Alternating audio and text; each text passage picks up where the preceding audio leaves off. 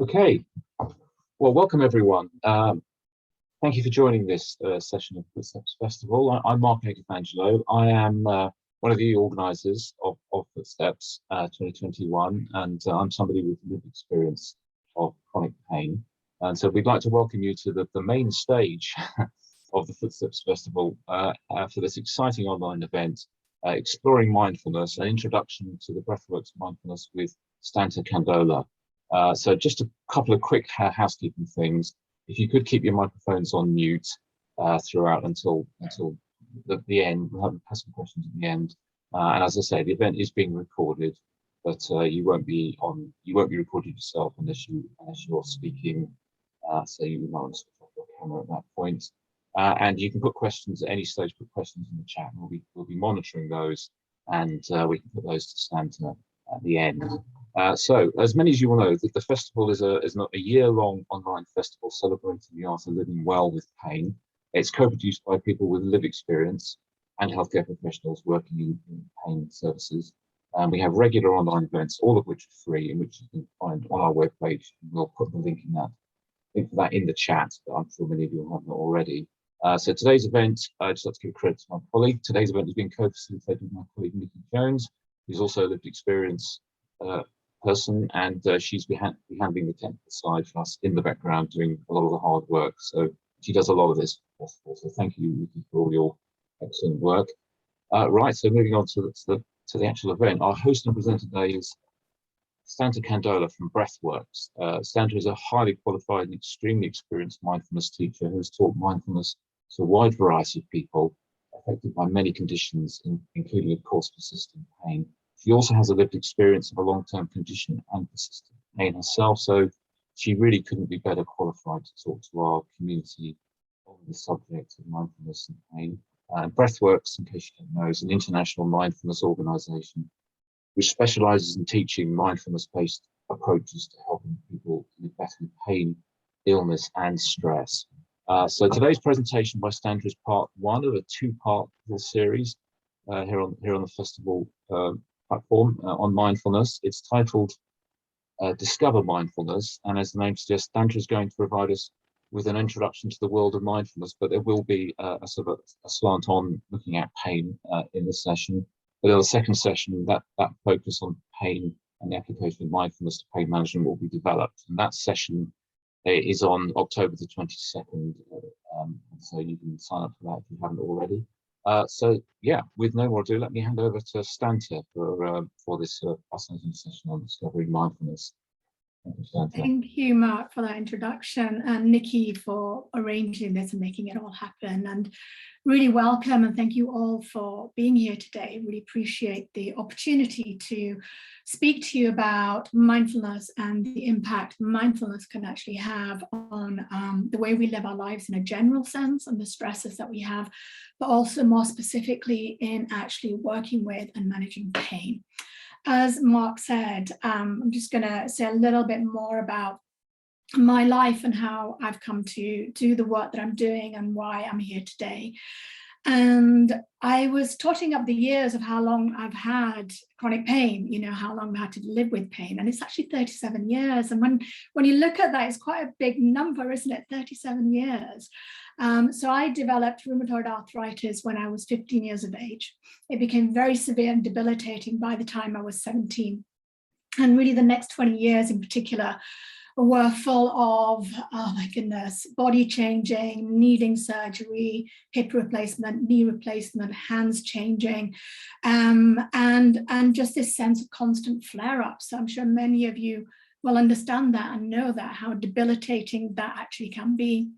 But there was something in me at a kind of fairly early age, in my kind of early 20s, that I realized that I would either become very bitter in my life if it carried on the way it was, because I had a very negative mindset. I was hoping the doctors were going to cure me and it was all going to be fine, and nothing was really working.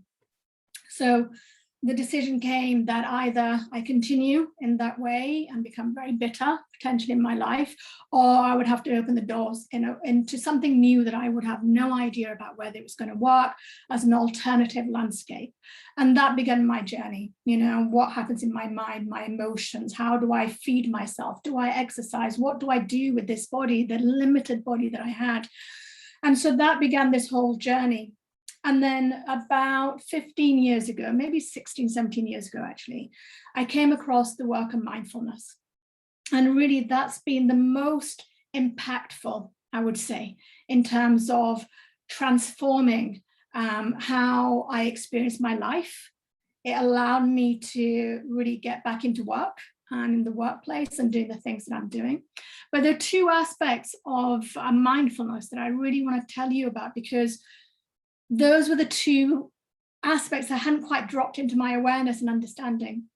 And with mindfulness, it did. And those were acceptance, understanding properly what acceptance was. Because in my head, it was all about giving up and giving in, instead of being willing to have the experience as it was. So that was one massive, massive change, acceptance. The second was compassion. I'm sure you all have this. When you've got problems, ill health, conditions, we're often really hard on ourselves. We're not doing what other people are doing. We're not quite there in terms of how much money we're making, or families, so there's this inner script that can be quite dark and difficult and challenging and negative. And compassion allowed me to embrace all aspects of myself, to find some love for the parts that were challenging and difficult. And that transformed my whole experience. And that's what led to me wanting to teach mindfulness, to learn about it in a better way than I knew from reading books or going into courses, and finding breathworks, because they were the only ones that really, when I researched all the different kind of courses out there, they were the only ones that really had an angle on compassion and kindness, and real fuller, deep understanding of acceptance, and working with people with long-term health conditions, and working with people in pain in particular. So that's what's led me to be here today. So I'm passionate about what I do, because I know it works, and I work with hundreds and thousands, probably, people by now. And I know for those people that really move towards embracing aspects of mindfulness, whether it's the meditations or the daily practices, that slowly over time, they begin to really see some transformative changes in their lifestyles. So I know I'm selling it big, and you probably think, oh, so many people sell so much and say, this works, that works. But I can promise you that it does work, in the sense, it's not necessarily going to get rid of your pain. It's not like your life is going to be so wonderful and fabulous forever and ever. It's more how we embrace our experiences. It's more how we come to align with the ups and downs of life rather than be thrown by them. Yeah. So it gives us this deep, deep anchoring and working with the difficulties, the challenges, and the wonders and the joys in our lives. So that's what this work does. So let me just share a couple of, I'm just going to share a PowerPoint with you. I promise you I won't kill you with PowerPoint. I'm just going to be just going in and out of sharing the PowerPoint with you. So just one second. Can everybody see that? If somebody could just say yes, that would be really helpful. Yes. Yes. Brilliant, thank you, because there's a lot of screens that are off, so I can't see faces, so thank you for that. So what are we going to be doing in this session? So I'm going to be looking initially, and I know some of you will know mindfulness, some of you won't, so I want to go through what is mindfulness, what are the definitions, what are the misconceptions of mindfulness, why do we want to practice it, what are the benefits, what's the research saying, because there is such a vast amount of research out there telling us why mindfulness works in all aspects of our lives. Then we're going to look at doing some kind of exploration, and we're going to work through the breath today, the impact and the wonder of our breathing body. Yeah, how do we develop a sense of anchoring through the breath? What is the breath? Why is it so important? So we're going to look at that. And then we're going to practice a meditation, a breathing meditation. And then we're just going to finish then by taking you through some ideas of how you can maybe bring in some aspects of mindfulness into your daily life. And then I'm going to share with you at the end what the Breathworks method is in terms of the courses that we lead. How does it encapsulate everything that I'm going to be sharing with you today? But before we get there, let's do a pause, because this is what mindfulness is all really about, is that taking a moment. Yeah, so we get busy, we're running around, we just want to be doing things constantly. So instead, I want us to just take a moment. Okay, so what does that mean to take a pause? Well, what it means is that in this moment right now, you've already had a busy day perhaps, and there might be thoughts about what the day has been like, what's to come yet. We want to just put a stop to that and notice what's happening for me in this moment. Like, for example, what am I looking at? What's my environment like? Am I warm right now? Am I comfortable? Is the seat I'm taking really comfortable for me right now? Or do I need to maybe bring a cushion in or a blanket in to make myself comfortable? Okay, so it's just allowing ourselves to arrive in this moment is what we want to do. Now I'm going to do this for about 3-4 minutes. It's not very long. But the invitation is there for you to close your eyes if that feels comfortable, but also to know that if any difficult feelings begin to arise or thoughts that come to flash, please know that you can open your eyes. This is not something you have to force yourself through. This is something that we learn to practice and slowly get better at, okay? So just an invitation to close your eyes if that feels comfortable. And as we close our eyes, just noting any sounds that you're able to hear. So you might be in a room that's quite quiet. You might hear I can hear the fan of my laptop whirring. And then I want us to take our attention, move the attention closer in to the body. So feeling the weight of the body on the chair. The feet on the ground, if that's where the feet are. And just having a sense of the weight. How does that feel? Do you feel supported by the chair, the surface beneath you? And whenever any thoughts arise or feelings, see if we're able to just notice them and let them be. We don't have to change anything. We don't have to try and be different, but just letting them be and coming back again to this moment of sitting, of noticing the weight of the body, feeling the silence around us, and then allowing ourselves to tune in to our breath. So just however the breath feels, again, we in mindfulness really are being present to what is arising. So just allowing the breath to be what it is and noticing where you feel the breath in your body. Might be in your belly, in your chest, in your nostrils. And focusing your attention on your breath. That's all there is to do. And whenever you notice that your thoughts are distracted by images, thinking about this, thinking about that, bring your attention back again. And that moment of noticing, I'm busy with my thoughts. That is a moment of mindfulness. That's exactly what we want. So we bring our attention back to our breath. And there might be some uncomfortable feelings in the body. And even with that, see if we're able to just step back from that, notice that it feels uncomfortable, difficult, painful, and that we keep coming back to the breath without judgment. Just allowing ourselves to be in this present moment just for these few minutes together.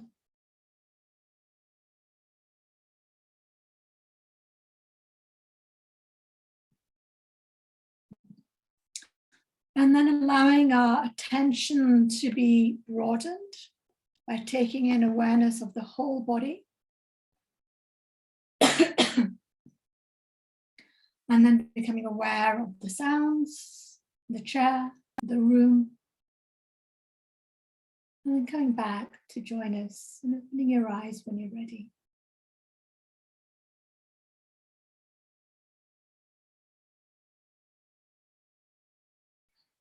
Sometimes just seeing if the body needs a bit of a stretch or a movement, just allow the body to have that. Great. So it's just a very short practice, a mindful pause. And that we can do this in a minute, 30 seconds, a few minutes, landing back in the present moment. Okay. So thank you everyone for taking part in that with me. Okay. So when we talk about mindfulness, and many of you now, if not all of you, will have heard the term mindfulness, yeah, because it's in the media, it's everywhere. People talk about it all the time. But what does it actually mean? What does it mean to be mindful? So when we're looking at these pictures in front of us, what does that say to you? If you want to kind of just unmute yourselves and have a go at what this image is telling us, that would be really great. Being more present, noticing, being less in our mind, more connected what we have around us. Mm-hmm. Great, Valentina, thank you. Yeah, you encapsulate exactly. So in this picture, we see that two people are going on a walk and one person is still caught up with their day, things that need to be sorted out, worked on, and the other person is present to where they're at. Yeah, so they are noticing the trees, they are noticing the sunshine. They are present in that moment. And that's really what mindfulness is, okay? So it's really about paying attention in the present moment, but on purpose, yeah? That we're choosing to, in this moment, pay attention to these specific things. So what's happening in the body? What are the sensations that are happening right now? More often than not, when we have pain and we've had it a long, long time, it's quite easy to say, I'm in pain. It's everywhere. Yeah, this general idea of pain being everywhere. And actually, when we pay attention in that purposeful way, we might find there's some tingling, there's some sharpness, there's some throbbing, but it's often undulating and changing. It's never quite this solid state that we think it's going to be. So paying attention to our body in that moment, paying attention to our surroundings. So where am I at right now? Yeah, in this space. Our thoughts, what's coming up in my mind? Am I aware? Or is my mind just on autopilot? Yeah, habitually going to the usual places, usual judgments, usual ways of doing things, because that's just the way I was brought up. That's how my parents did things, but without really choosing to have a response to the experiences that I'm having. And the same with my feelings. So what's really happening right now? My feelings often are caught up in that state where sometimes my thinking will add to what I'm feeling. So if I'm going through a space of judging myself or judging my experiences, then I'm going to start to feel quite bad too. Yeah, and then that increases. Then I buy into these feelings that I'm actually having, rather than be able to step back and think, oh yeah, oh, there's nervousness right now. Where is that in my body? Ah, it's right in my belly. What's it feel like? It's really fluttery. I can work with that because that's happening in the present moment. Yeah. Whereas the stories that I'm talking about, the stories may already have happened, or there may be something that you're afraid of happening in the future. So bringing our attention back to the present moment as often as possible. Yeah. And others. So being present to and understanding what's happening for other people as well. And really what we want to do is, when we are being mindful in this way, we really want to do it without any judgment. Yeah. We also want to do it with some compassion and kindness, and especially to our own experiences, because I think for most people, they're very good at being kind to other people and not being as kind to themselves. So this is a really, really core part of mindfulness, to develop that place. Okay. So, that's 1 second. That's going. Yeah. So what is mindfulness isn't, right? So what sometimes people think, well, mindfulness always about relaxing and chilling out, and that's what I want to feel. Because when I did a meditation, it was just wonderful and relaxing. Actually, it's not about that. Mindfulness is learning to be present to what's happening in the moment.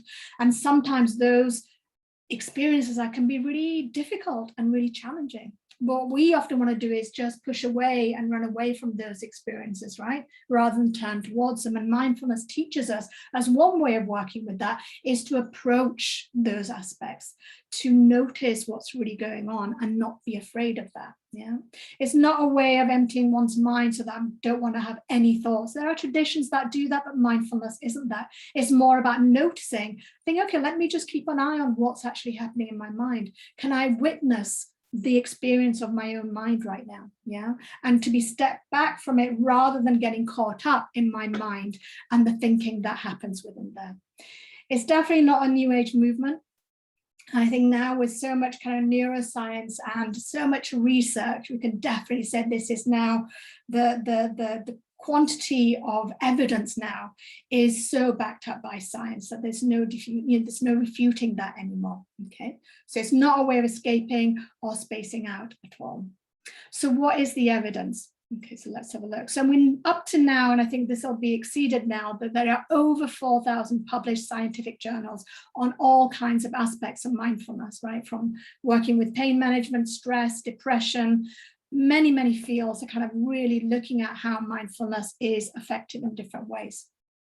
So what do we know? Okay, so what do they say? We know that it decreased mindfulness practice, especially once you've done an 8-week course and you carry on doing that, has shown to decrease stress and psychological distress.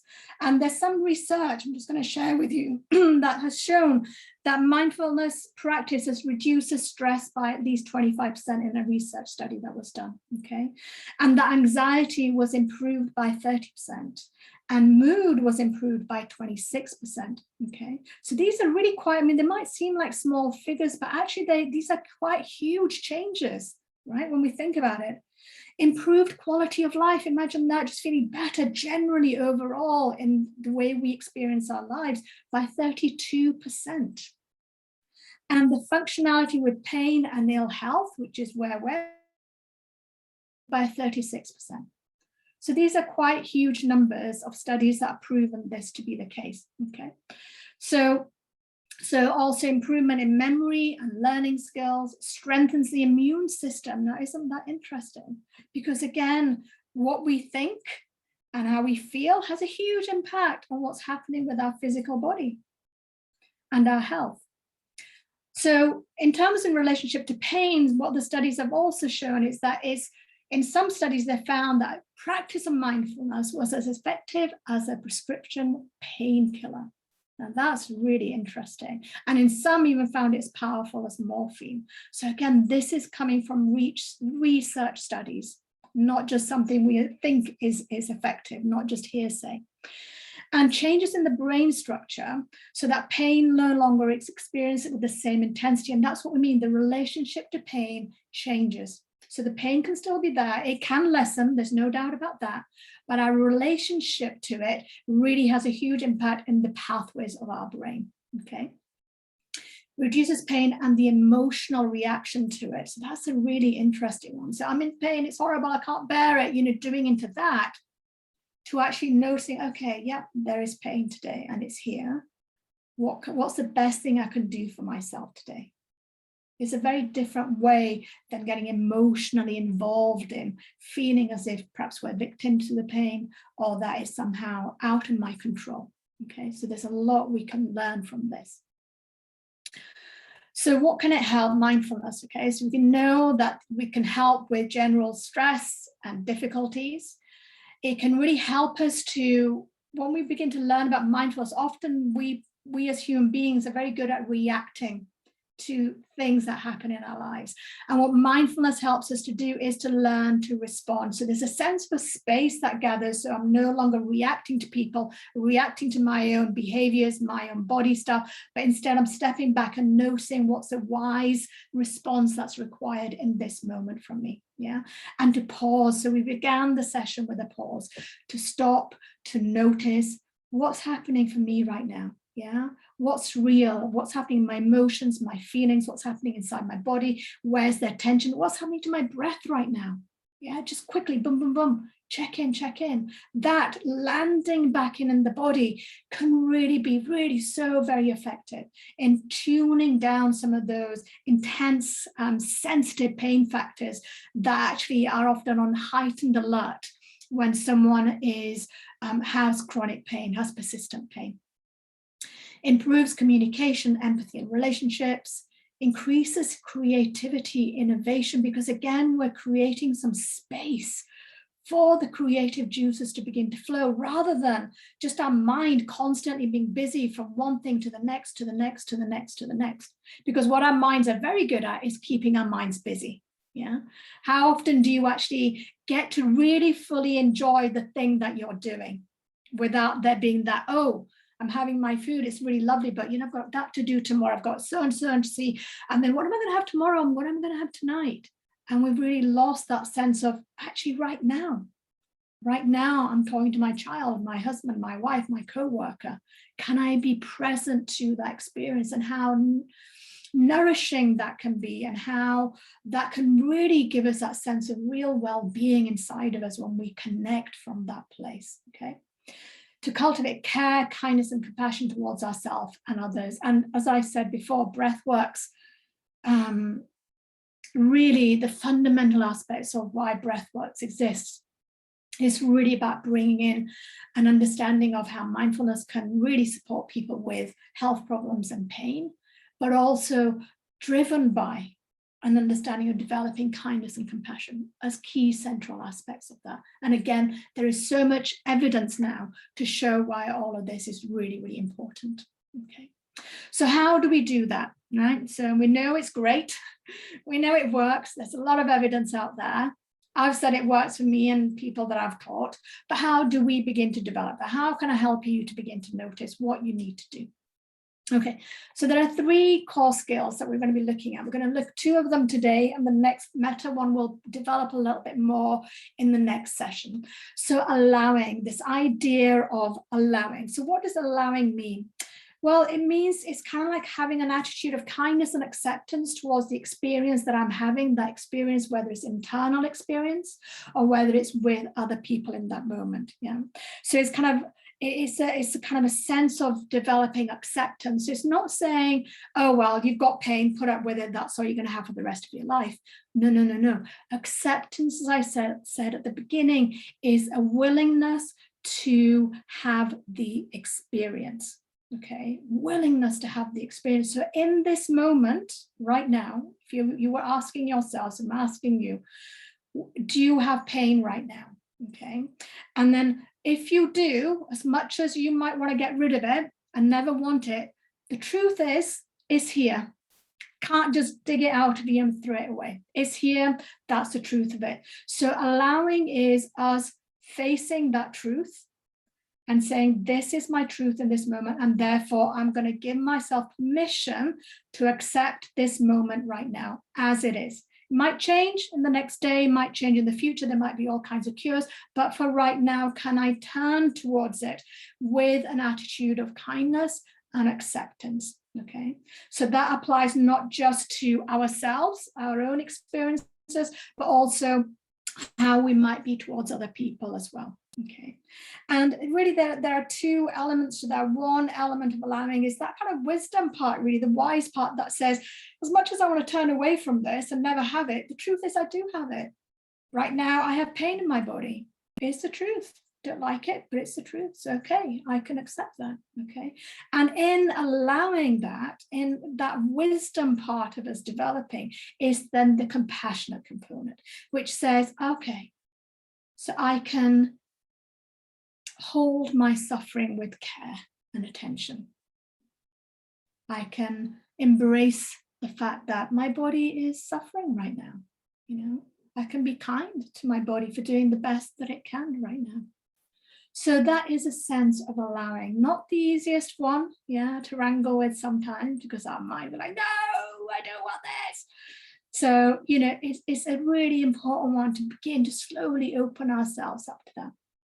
The second skill is inquiry. So what do we mean by inquiry? So it's really about discovering what is going on in and around us. It's kind of having a sense of curiosity and openness. Like, okay, I might know myself. I think I know myself. Think about children. Yeah, when children are at play, when children ask a million one questions, but why? But why? Having that sense of wonder. That's what we want to really begin to develop towards our own experience, because we get caught up so easily, like, oh yeah, I've got pain, this happens, that's the way my life is. But actually we are in autopilot most of the time and really not aware of what is truly going on. And having a sense of inquiry, which says, I'm asking, I'm listening, I'm tuning into this moment. I really want to know, I'm really curious. That allows for change to happen. Yeah.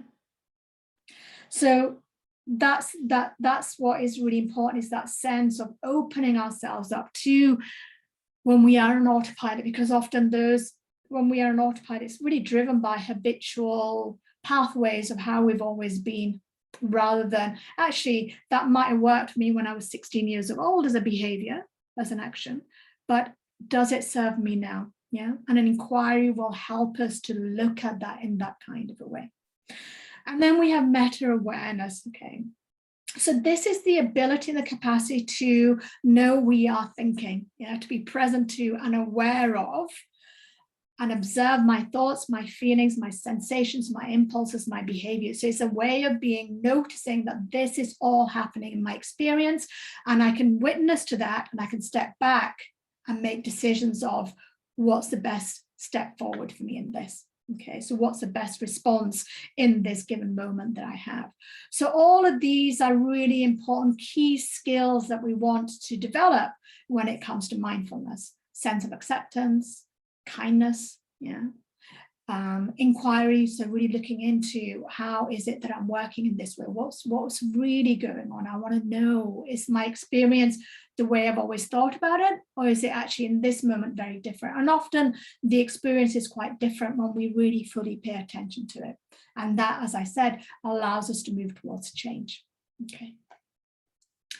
So Vidya Mala-Burke is the founder of Breathworks, an incredible being who, through her own pain experiences, learned about mindfulness, and then really set up the organization with 3 colleagues, which became Breathworks, and that was in 2001. So she's been, going a long time. And she says, noticing what is happening in the moment and making choices in how we respond, rather than being driven by our habitual reactions. Yeah. That's what is really important, so that we're not constantly just driven by those ways we are thinking and behaving and being, but rather than the automatic reactions, that we step back and we really notice in this moment what's true and what's real. Okay, oops. I'm just going to pull out of this, because now we're going to do a little bit of work. And so if you think about allowing, okay, and think about the inquiry part. So we're going to do a little inquiry. We're going to do a little developing awareness. Yeah, so let's see how that works. Now, before we go there, does everybody feel comfortable where they're sat? Do they need to just have a little stretch? Do they need to just stand up and sit down again? Just a 30-second check-in. What do you need right now? Because often when people who are in pain a lot will just struggle and sit there, because I'm in pain anyway, so what's the point of moving, But instead, actually, if we learn to ask ourselves this question, what does my body need right now? So maybe a little stretch might be quite good, or a stand up might be quite good. Just really tune into what you need. We don't have to be constantly sat down. You can stand up, you can lie down. So really, really notice what you need in this moment. Okay, wonderful. Thank you for those of you that stood up and did a little jig and a move around. It's all very good. Okay, so now we're going to do a little exploration, okay, a breath inquiry. As I said to you earlier, breath is, we all breathe, right? We're breathing, we're alive. We know that. As soon as we stop breathing, we're off, right? We're off to the other side, wherever that might be for you. So we know that that's a key aspect of breathing, right? Keeps us alive. But there's so many other aspects that I'm going to share with you as to why breath and breathing are so vital to our well-being, okay, and managing pain in particular. So before we go there, let's do a little inquiry. Okay, so what I mean by that is I want you to explore for yourselves what you notice. Okay, so we know we have these lungs, they're quite big in our body. And we know that no, I'm not going to say anymore, actually. Let's just see what your experience feels like. Okay, so it'd be lovely. People can feedback as well. It'd be really nice to engage in that way if you feel comfortable to do that. Right, so the first little inquiry we're going to do is I'm going to ask you now, this is a little bit difficult for me just because of the arthritis that I have. But what I'm going to ask is that if you are able to do, obviously, depending on your body, is to cross your arms across the body and put your hands on your shoulders. Okay, so we're really kind of holding our, and if you can't put them on your shoulders, putting them there is okay as well. But just see if you can hang on your shoulders. That's the idea, right? Make sure you're not like reaching up into your ears, but just let your shoulders drop. And again, if you're comfortable, just close your eyes for a second. And I want you to notice what you feel as you're breathing. Okay, I want you to notice the sensations of breath. I want you to notice any movement that you might be feeling in the body. And really, as if we were looking at the situation under a microscope, to really take in awareness of noticing, inquiring, being curious of your experience. We're not trying to change our breath, but just simply noticing how the breath moves with our hands on our shoulders in that way. Okay, and now I'm going to ask you to move your hands in a different part of the body. And this time I want you to, if you want to cross, I'm just going to stand up to show you what I mean.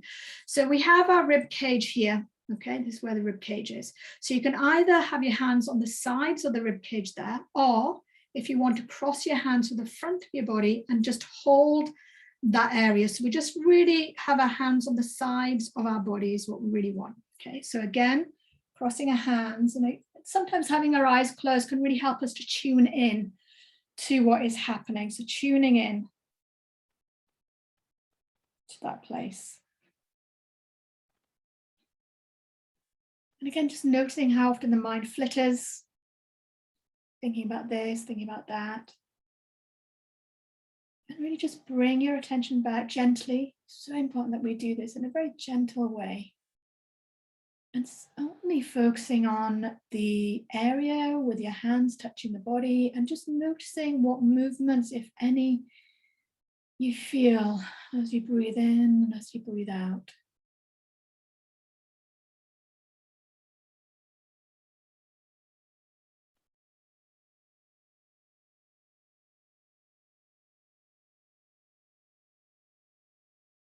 What do you notice? What are the sensations that you experience? Okay, you can uncross your arms. So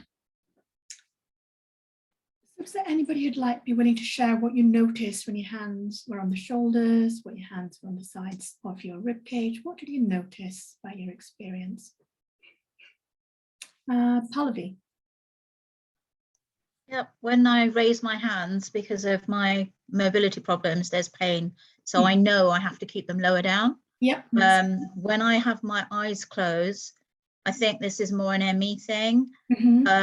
I can reach peace easier and I can concentrate better because I'm blocking out the light and I'm blocking out, I'm sort of using my senses to, shutting down some of my senses to recognize other things that are going around. And I notice I breathe easier. So you noticed your breathing was easier. What did you notice about any movements? Did you notice any movements in the more relaxed because you're not so tense and you're sort of drawn to the fact that by having your hands there, you're trying not to be sorry, my speech isn't direct, but it's like you're not hunched up, you're more relaxed, you're more sort of you're conscious of relaxing your body without being conscious of doing it with your eyes closed. Okay, so the eyes closed definitely helped you to feel a little bit more relaxed into the movement and the breath. Okay, thank you, Pallavi. Anybody else? What else would people notice about the movement, about the sensations of the breath? And if Mark. Yeah, I'll say something. Yes, I noticed just how much larger the movements felt. So particularly feeling the side of the ribcage, I was actually quite surprised at how sort of gross it felt, the movement. I was expecting something quite subtle, but it was much more than I expected to feel. Yeah, and isn't that interesting, because we're still really, we're not moving, and yet there is so much movement that's happening. So when we had our arms crossed, the shoulders are moving. There's that sense of like, it's almost like that, isn't it? It feels kind of that way. I'm exaggerating, obviously, that's the movement, but yes, absolutely, Mark. Thank you for sharing that. And somebody else put their hand up. Valentina, I think it was. Or not? Okay, maybe not. Okay. Neil. Yeah, that was me. It was. Okay, go ahead, Valentina, and then I'll go to Neil afterwards. No, it was very similar to what you were describing. So having the, sorry, I put that video on, having my hands on my chest just made me realize and be more conscious about the movement. It was, wow, it's moving quite a lot. So it was just maybe increasing the awareness, but it was making me feel a bit gastrophobic, I think. I didn't find it particularly relaxing, but I liked the idea about I could see the movement. And that was just increasing awareness of it. Absolutely, Valentina. That's why I was doing it, because it's like, actually, because we breathe and we know we're breathing, right? We know it's here, but actually it's not until you physically, by putting our hands on different parts of the body, do we actually really recognize that, oh wow, as Mark was saying, that the movement is quite big. There's a lot actually happening. So Neil, you quickly come to you before we continue with the next part. Yeah, I particularly noticed with the sort of hands on the shoulders, just how soon in the breath I could feel like my shoulders and particularly my back sort of expanding. Yeah, lovely. So the movement then isn't just at the front of the body. Yeah, so the movement of our breathing is actually in our shoulders, shoulder blades, in our spine. Yeah, so there's this amazing undulation of movement that's happening as we're breathing. The more relaxed we are, the more comfortable we are, the more safe we are, the more it's more like breathing in, pause, breathing out. So there's this undulation of movement that happens. I'm going to talk a little bit about that in a second. Okay, so let's do one more inquiry, one more idea to share. This time, what I want you to do is, again, just close your eyes if that feels comfortable to you. And just settling back into the present moment, into this moment right now. And what I'd like you to do now is, again, remember, this is an inquiry part, which means I want you to notice what happens in your experience. It's not just, oh yeah, this is relaxing, great, but no, that meta awareness, meaning I'm aware of what is actually happening in my experience as I am having the experience. Okay, so just dropping into awareness of our bodies, our breath. And this time I want you to clench, if you're able to, a fist, a hand, just clench it tight. Okay, and then let go. And then drawing our attention to, when we do it again, notice what happens to the breath. So again, holding it tight. Notice what happens to your breath. And then now what I would like you to do is to breathe into the tightly held fist.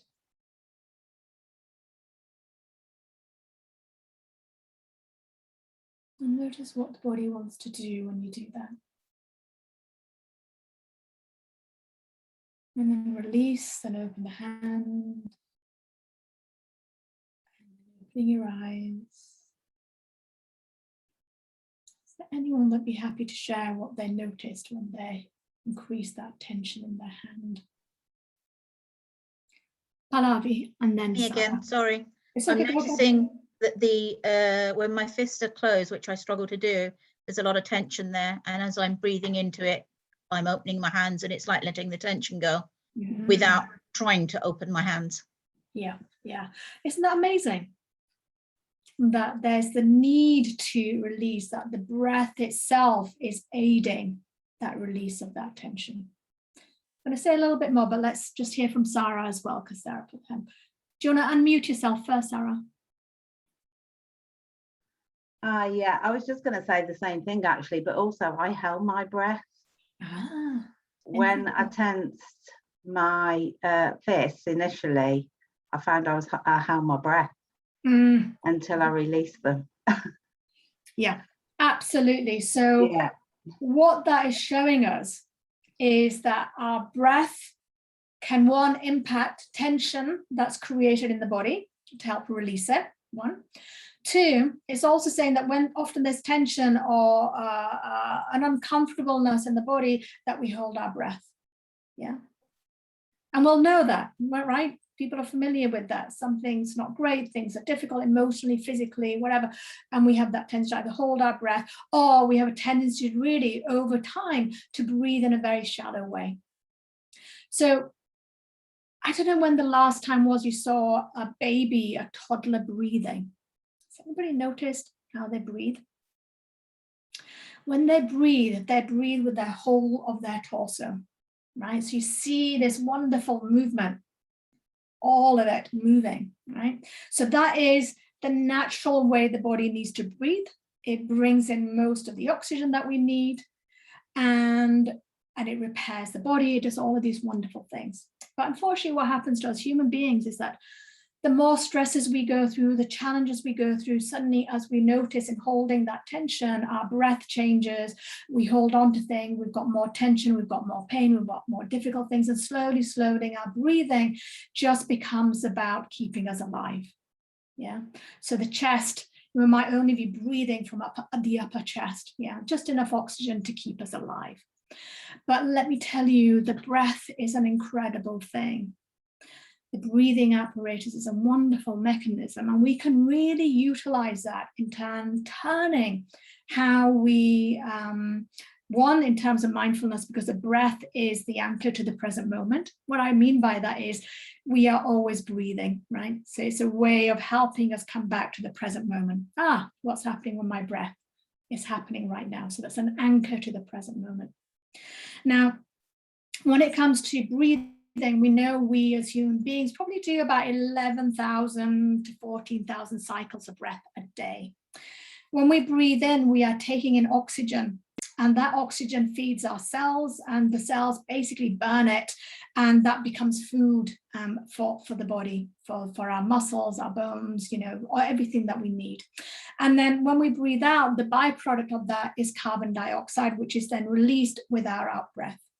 Now, when we are breathing fully in that kind of whole way, the kind of the full diaphragmatic breathing, what do I mean by that? So we have our lungs, which are from up here all the way down to here, to where our ribs are, right? All the way down here.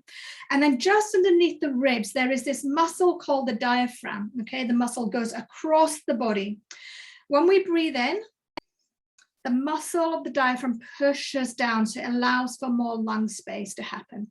When we breathe out, the muscle of the diaphragm shoots up like a parachute, yeah, like an umbrella. It goes back up in the body in that way. Now, when we're breathing in that way, what's happening is that as we're breathing in, as you notice, so many of you notice there's so many kind of movements inside the body.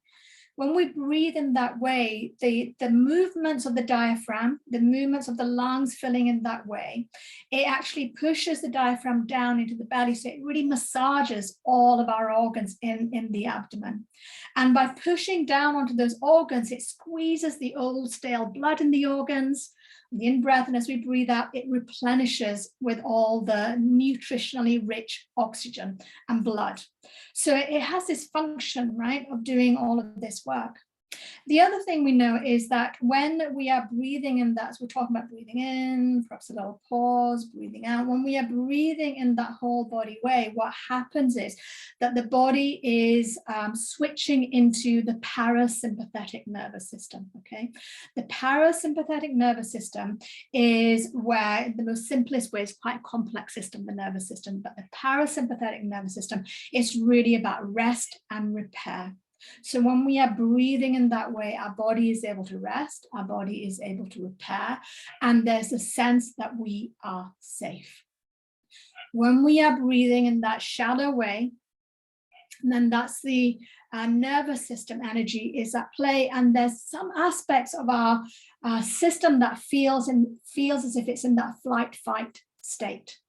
Yeah, so it's in the lookout, is making sure we're safe. But the more we stay in that system, the more damage we do. So there's more, as we were talking about earlier, there's problems with our nervous system. We've got more health issues that can arise as a result of it. So we really want to be able to click into the parasympathetic nervous system, and our breath and our breathing can help us to do that. Okay, so noticing, what's my breath like today? What's my breath like this moment? Is it deep and shallow? Is it tight? Is it fearful? Is it constricted? Remember, we talk about constriction and tightness. We're not breathing properly. In that moment, I can choose to notice that. Think, okay, what happens if I just, okay, let me just stay with that. Let me just notice that. Let me breathe into that tightness. Will it open? Will it allow? Okay, so these are the choices that we can make with our breath, which is just so vital and so important. Okay, so I want us to kind of move into the next part, which is I want to lead us into a meditation. And but before I go there, and I forgot to say this a little bit earlier when we were talking about evidence-based and why mindfulness is really important, I want to draw your attention to another speaker that's been here, and that's Professor Irene Tracy, who's a neuroscientist. And so she did an amazing talk on pain. She's known as the Queen of Pain. And it's really worth, if you want to have more of an understanding of the scientific nature of why pain is the way it is, why it's different for all of us, what is it that we can do, and how can we reestablish a different relationship to pain, okay? And what does it take to do that? So it's really learning to retrain the pain system. It's really, really important. And mindfulness is one of the ways that we can begin to do that. Okay, so everyone. So let's do a little bit of a longer meditation. So I'm going to lead us, just trying to look at the time, to 10 minutes. And now I'm going to say to you, if you need to lie down, please do. If you need to switch your posture, your position, please do. Notice that while we're doing this meditation, if it feels really uncomfortable, if anything is happening that feels like a massive struggle, please just open your eyes. It's okay. Shift your posture. Your body might just need that to be a bit more comfortable. Really just take notice of what your needs are, which is really, really important. That is the way we develop, that is the way we develop kindness and compassion towards our own experience. Okay, so I'm going to give you about 20 seconds, 30 seconds to find the posture, the place you want to practice this meditation. If you want to turn off cameras, that's absolutely fine. And just getting comfortable. And really this particular meditation that I want to introduce to you is a real simple one. It's a 3-stage breathing practice. We'll do a very different one next time, but this one is a 3-stage breathing practice. And it's the one we started with, but I'm going to extend it a little bit further now. And really it's about this practice you can do anywhere. You could be standing at a service, waiting to be served. You can do it then. You could do it when you're at work, when you're sat on a bus. Really, this is a wonderful meditation to take away as many places as you want as a way of connecting to your present moment. So again, if it feels comfortable to close your eyes.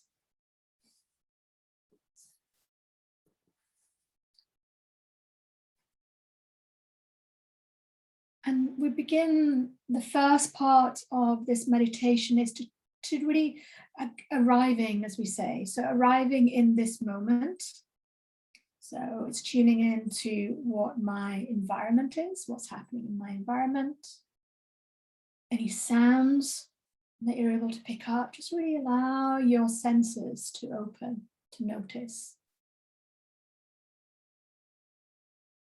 And you've taken a particular posture. You might be lying down, you might be sat, it might be a chair. So really allowing your weight, giving up your weight to gravity. We are so often fighting against gravity to stand, to do things, to pull away. What happens when we give ourselves permission to let go, to just give our weight to gravity, to allow the chair, the surface to really just hold you, to release into that. So feeling the contact of your body against the surface beneath you. So perhaps the feet on the floor, the legs. If you're lying down, feeling the weight of the legs against the surface, buttocks. If you're sat down, you might notice that actually your body, at the back of your body, your spine, there's movement within the spine as we breathe in and breathe out.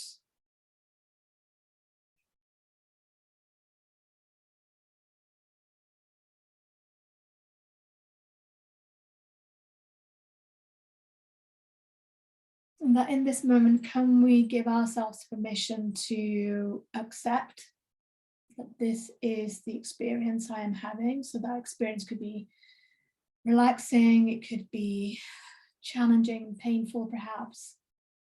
But just for now, what happens if to be curious of, giving ourselves over to allowing and accepting this moment without judgment, without trying to change it or pushing away from it, to just letting it be what it is. So we're kind of dropping the fight.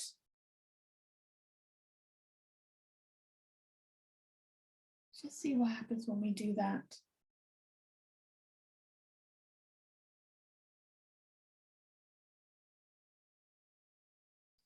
Acknowledging any thoughts that might come. And again, if we're able to just notice the thoughts. That's my thinking right now. And I'm going to drop back into the present moment through my breath. I can allow these thoughts to be as they are. Perhaps we can have this sense of that. If you can imagine that the sky, the blue sky, is your awareness, and the clouds that come by are the thoughts. That these thoughts will pass, some of them will come back again, but we can be the broad awareness, noticing our thoughts. And not to worry if you get caught up in them. Whenever you notice that you've got caught up again, the practice really is to gently bring our attention back. That is what we want to do. Noticing any emotions that might be present for you.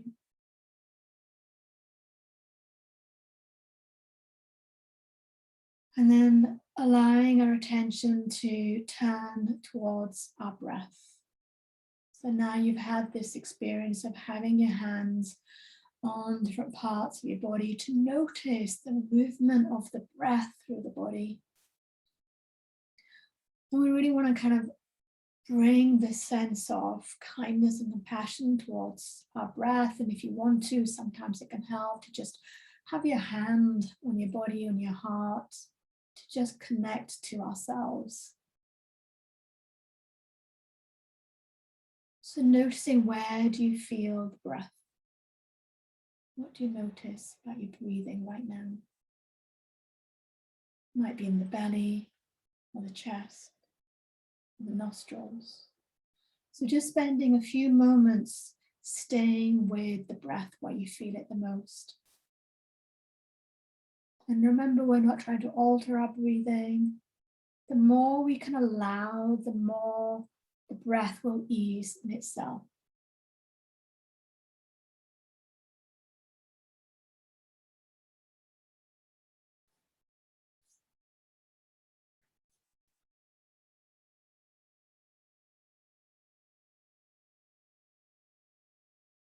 And coming back to the breath again and again.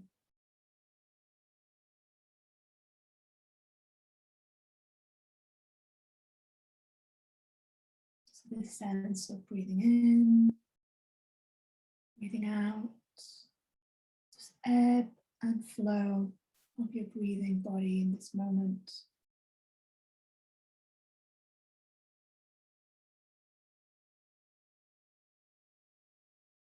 We can perhaps be curious of the whole breath. So the breath, the air that enters the nostrils, the mouth, feeling the movement of air through the nostrils to the back of the throat, filling the lungs, feeling the pressure in the lungs as the air fills the lungs.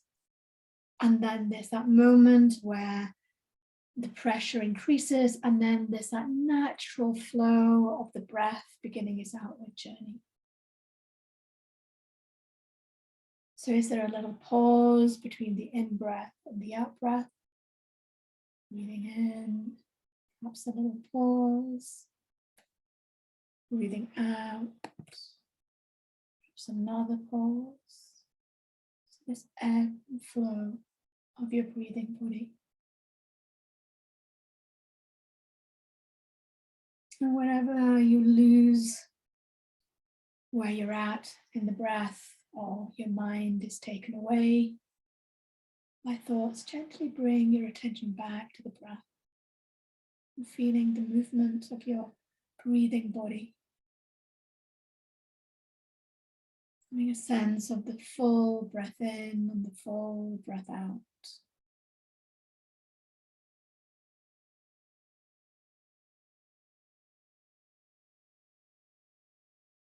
And it's possible you might even notice that there is movement in the back of the body, a real subtle echo of movement. And if you're sat against a chair, you might notice that on the in-breath, the body presses against the chair a little bit.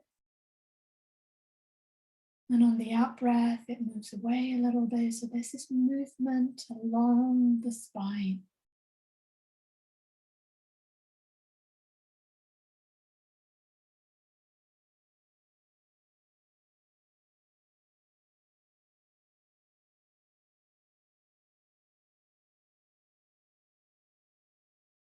Just as having this sense of curiosity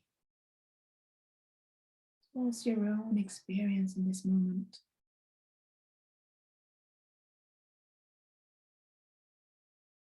And then now we broaden our attention to include the whole body breathing. Sense of our whole body is breathing, that the oxygen, the air is entering every single cell of our body. This nourishment.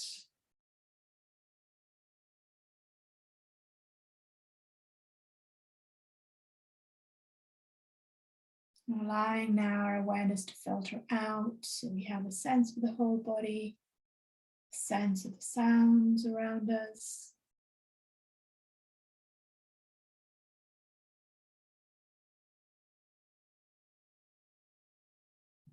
And bringing this short practice to a close and opening your eyes when you're ready.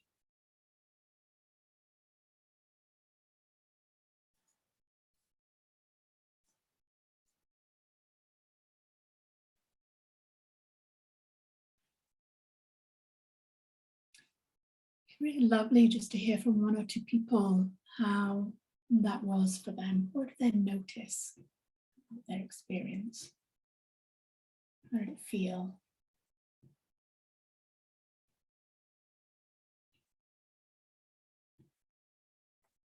And if you want to just write something in chat, that's absolutely fine as well. Neil. I think for me, just you kind of gave us permission, and then giving myself permission to do what I needed and what was comfortable. So I went to lie down, and that felt like quite a relief, to be honest. So I think it made me realize how much I just sort of soldier on and tune out, you know, like my body, because, you know, being in pain a lot and just cracking on with work and that sort of thing. So and I particularly tuned in, I guess, like when we were doing the shoulders, to my back and that movement in my spine, which I've never been aware of before, for all that I've done quite a lot of mindfulness and stuff. So yes, I don't know, it felt quite magical to notice that. Kind of gentle, like you say, that sort of gentle sort of motion, and it almost felt like dance or something, you know, quite artful and beautiful. Yeah, no, that's a lovely way of putting it. It's a dance. It is. It's this kind of swaying, gentle, kind of being on the ocean, kind of a feel to our breath, and when we can connect with it, sometimes visualization that way is absolutely fine to feel that, because it really helps us to kind of get into that quite restorative space, restful space in our body. And even if it was really uncomfortable and really difficult, if we're able to tune towards it and notice it and really release that tension around it, that again is magical and wonderful. Yeah, thank you, Neil, for sharing that. Mark. Yeah, we have a couple of comments in the chat. So Michelle said it was a very peaceful experience, and Delia says totally relaxing. I was on the brink of falling asleep. My whole body felt in tune. So yeah, a couple of comments there. Yeah, thank you guys. Thank you so much for sharing that. And that was quite a short practice. You know, this is the thing about awareness and mindfulness, that if we can really come into that center of gentleness, compassion, kindness, accepting my moment, embracing that part. Just imagine all that tension that we've already dropped just from doing that. Yeah. And then all we're doing then is, actually, this is the core of my pain that I can't change, but everything else that I'm adding to it around it, I can perhaps have some say in. I can perhaps release some of that. Okay. Oh goodness, time is running away by itself, isn't it? So I could go on. So let me just quickly go back into sharing my screen again with you. And as I said, I'm going to try and give some space into, I guess we've done that. Okay. So what are some of the takeaways that we've got from today's session? Okay. So the pause, really, you know, if you are someone who lives with pain or any other, if you get stressed, anxious, busy lives, then please pause, because we are just in here running around like little mice. Yeah. Because it's like, oh, everything's got to happen now. Well, actually, these lists will go on forever. So when do we give ourselves a break? So even if it's just a 1 minute pause, if you just take that away today, to just pause 3-4 times a day, where you just stop and notice what's really going on for me in this body, with my body, what's around me. Yeah, take that moment. The 3-step breathing space, so that we did a longer version of that. So the first part is arriving, noticing where I'm at physically, where my situation is, but what's going on internally, what's happening to my sensations, what's happening to my emotions, what's happening to my thinking. Then drawing our attention to the breath, anchoring ourselves with the breath, not trying to change it, staying present with that. So gathering all of our awareness with that, and then expanding our attention, our awareness to include the whole of our experience. Yeah, arriving, gathering focus, and then expanding our awareness. Mindful activities. So perhaps when you wake up in the morning, you have a cup of tea or drink. How about just pausing with that and stopping and really noticing, what is my experience? What does it taste like? What does it feel like? You know, what are the flavors that I'm really, really picking up, instead of the mind being busy with the to-do list for the day, that we really have to kind of fight for our sense of being in the present moment. We have to do that. Okay, so that could be when we're washing up, it could be having a mindful walk, or just sometimes, you know, I just take my shoes off and socks off and I just stand on the grass in the garden, because it just feels lovely.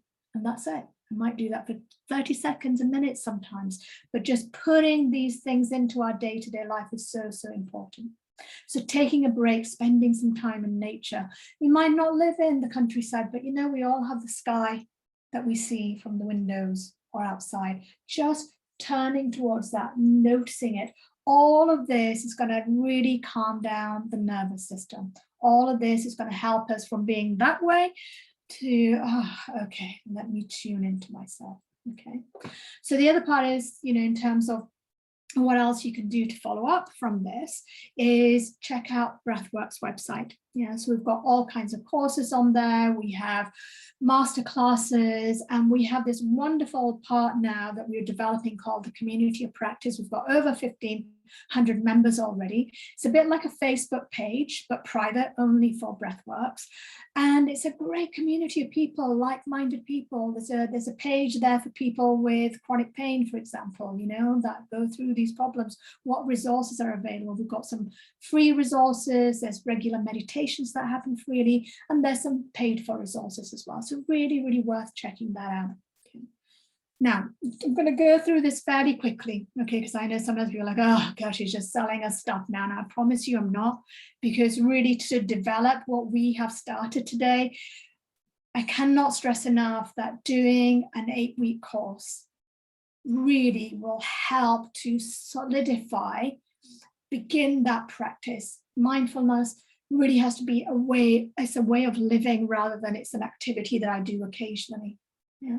So the way the program is designed, especially the Mindfulness for Health course, which is specifically for people with ill health, specifically for people with pain, is that it's a 6 steps process. So the first step is what we started doing today, which is establishing basic awareness. Okay, so the body scan, which we're going to do in the next session, but the breathing anchor. So looking at our breath, looking at how do I be present to what's happening in my moment. So when we're doing that, noticing the sensations of the breath, that is establishing our breath, our awareness. So we do that.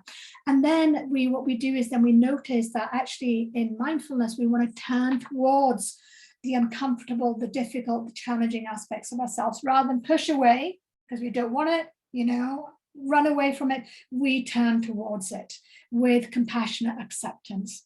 And we know that when we stop that resistance, then things begin to change as well, right? Because when we have pain, unless it's something that is going away, it's going to be with us. We don't know for how long. So how can we turn towards it? What are the key skills that we develop in mindfulness to allow us to turn towards it, to be able to embrace it, to be compassionate and kind towards our pain? And then we really follow on from that is this idea that actually, yeah, it's hard work, turning towards our pain and okay, I'm going to be strong and look at it all. But then we also know for people that are struggling with pain, with other ill health problems, is that we stop seeing the joy, we stop seeing the beauty and the wonder around us. It still exists, but we kind of blinkered because all we are is pain and difficulty and what I can't do. Yeah, it becomes more about that. So then we want to turn towards it. Actually, in my present moment experience, there is also the beauty of the sky today, or that flower that's coming out, or actually this jumper, it feels really lovely. There's a pleasantness to it. Or if I have that drink of water right now, because I've been speaking a while, that's going to taste delicious. But we're going to tune that up because we know that the way the human beings are, we're very good at noticing what's dangerous, what keeps us alive. We're tuned really well for noticing the danger, and that's part of our survival. So in terms of feeling nice, feeling good, feeling well, it's not about our survival. So we have to bring that into the equation. Okay. And then after we've done some work around that, then we're really looking at shifting our perspective of, can we hold all of our experience together without turning away from one and craving the other? So that's the bigger container, the open heart perspective, that in this moment I have all of these different things and I'm okay with all of it. Okay. From that compassion and kindness towards ourselves, towards others, is that sense of community, connection to humanity, and the importance of that we as human beings are creatures of connection. We are, creatures that need people, community, and societies for our well-being. So we look at that. And the final one really that kind of encompasses all of that is choosing to respond rather than react. So all of this will help us develop those aspects of ourselves. Okay. So that's the 6-step process. We have 2 courses that really work with it. One is the Mindfulness for Stress, and one is Mindfulness for Health. The health one is more specifically geared, as I said, for people with pain, for people with long-term health conditions. And that really takes us to the end of today's session. So I'm just going to come out of the sharing so I can see you lovely people. And we have a few minutes, and I'm happy to stay on a bit longer. If there's any questions that anybody has or any clarifying points, please let me know. I'm happy to answer that for you.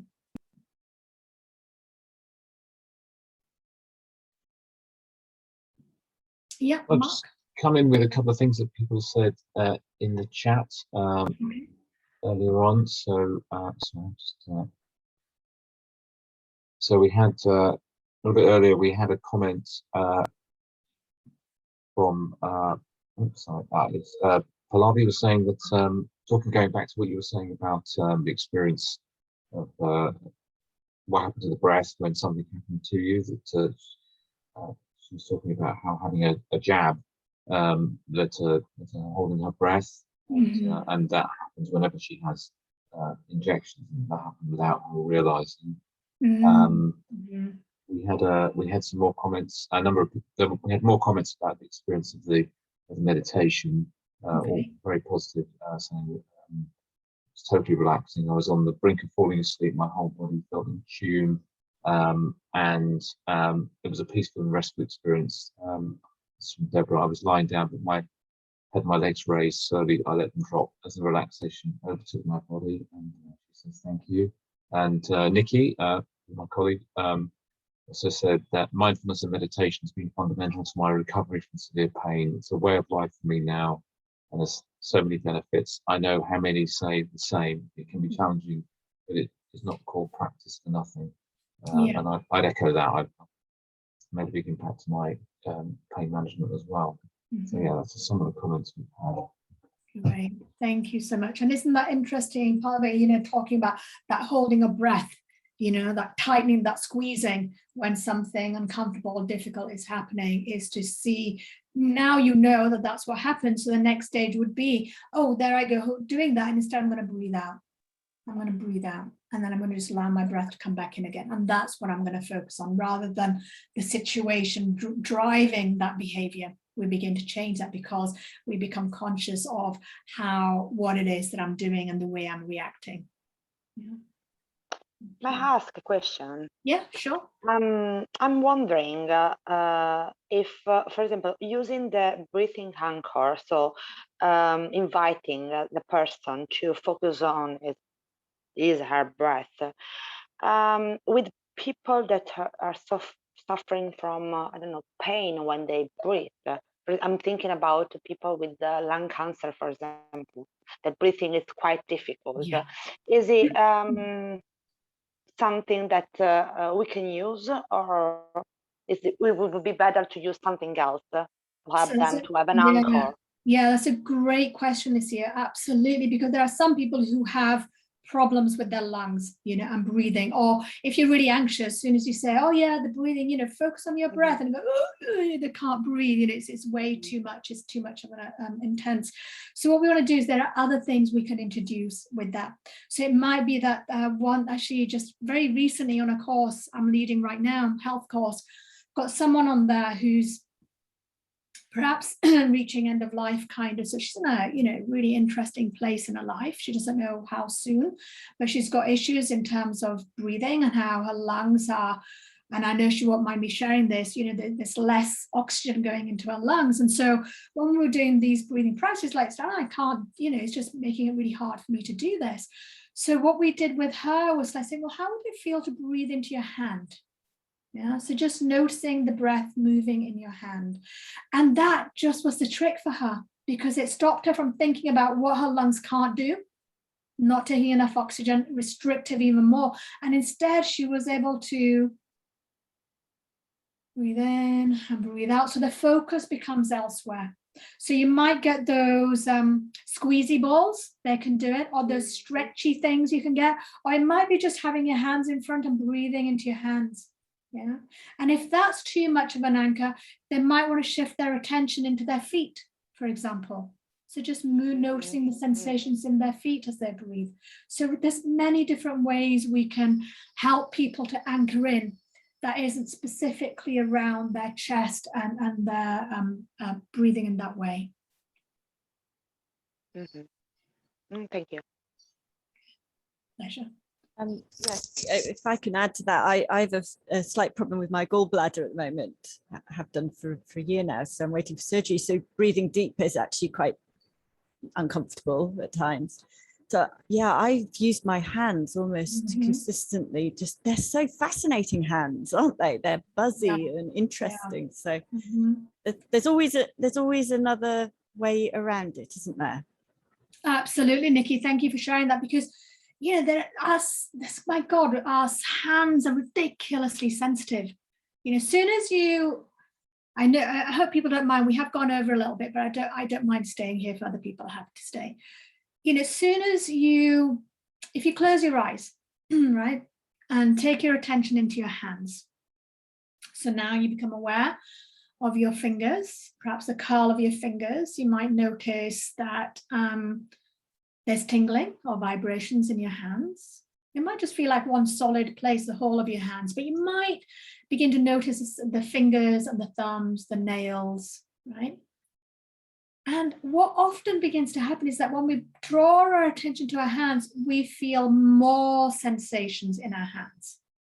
Is that right? Would people notice that that's what's happened? This increased level of sensations just by drawing our attention. So our hands are very, very powerful in terms of what they emit, you know, and I'm not going to say more because I'm going to go into territory that I don't want to talk about right now, but maybe next session we can. Maybe it's more of a personal thing in terms of healing and what, you know, the power that we have within our own hands. But, you know, it is if we draw our attention, and this is the beauty of mindfulness and inquiry and curiosity, you know, this is your experiment. You know, so go and explore, go and notice, and instead of taking my word for it or Nikki's or Mark's about how this stuff becomes a way of life, how wonderful it is, you'll begin to discover it for yourselves.